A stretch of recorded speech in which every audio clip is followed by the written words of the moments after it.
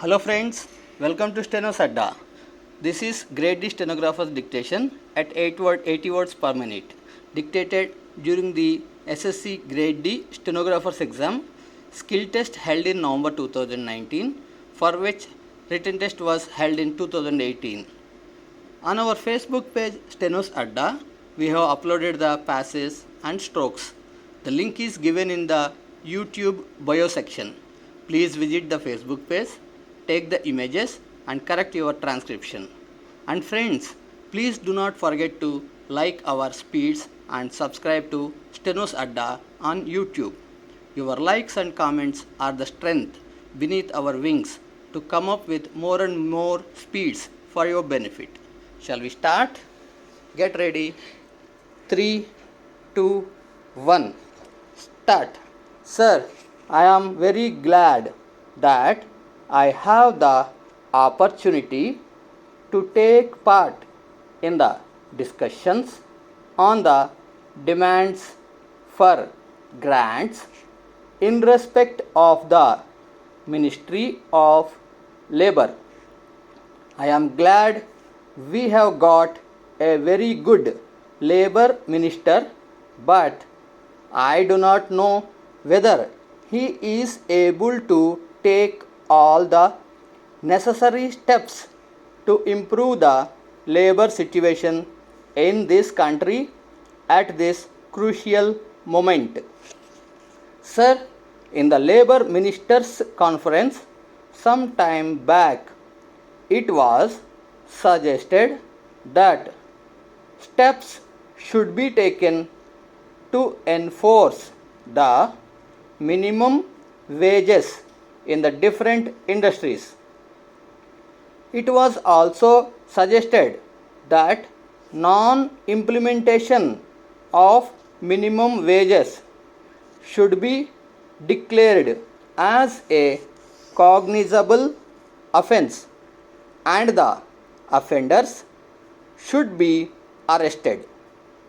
However, it had been agreed at the conference that more different punishment should be given to the offenders and that the act should be amended suitably.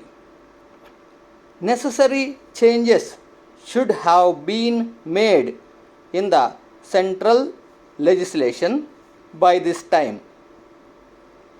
The Industrial Disputes Act had become outdated and it should be completely overhauled. Sir, if the administration of Provident Fund scheme at various levels to be fully advantageous to the employees, there should naturally be regional offices which could directly deal with the members of the fund who go in for advances, loans, etc. The present situation has offered an opportunity for the government to make necessary meaningful changes in a number of legislative measures which seek to protect and regulate the rights and working conditions of industrial workers and other employees. In fact, several clauses of the legislative measures have little relevance to the present day conditions. Regarding the Apprenticeship Act, once our Prime Minister said in the State Labour Ministers' Conference that the Apprenticeship Act had not been implemented vigorously. It had not been given a trial. Utilization of apprenticeship opportunities or filling such vacancies has not been uniform in all the states. Creation of skilled manpower has lagged behind the limits of possibilities.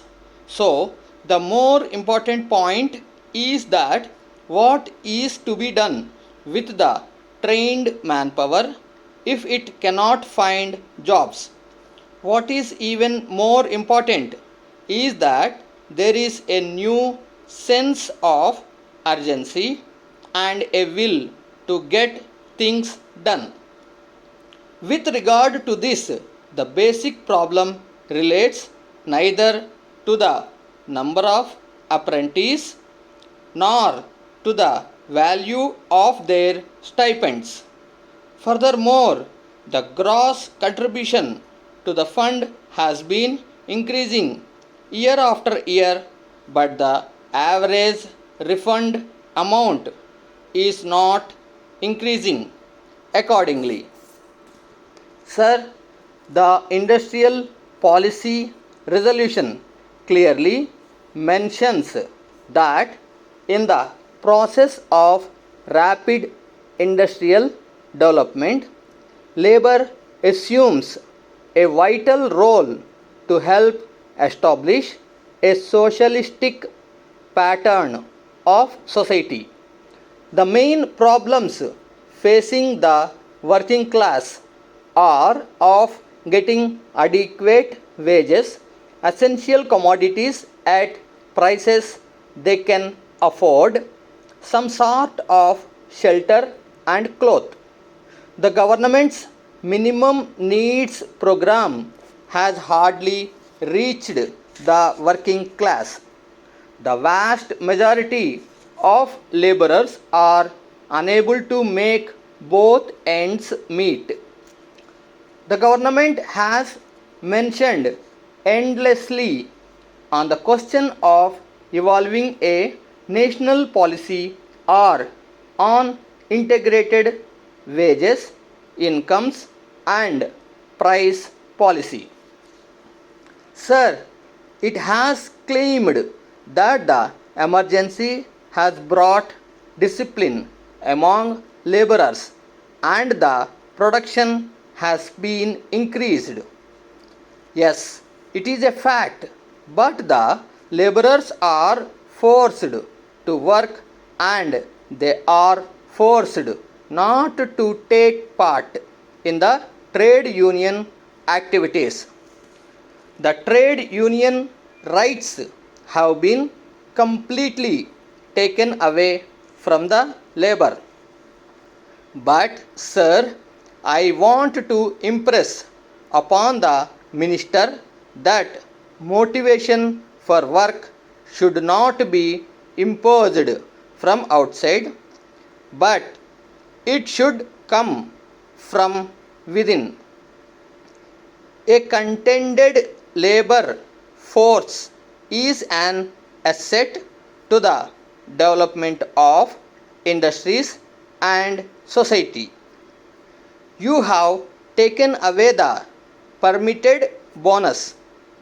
Some time back, this parliament passed an act to fix the minimum bonus at 8.33%.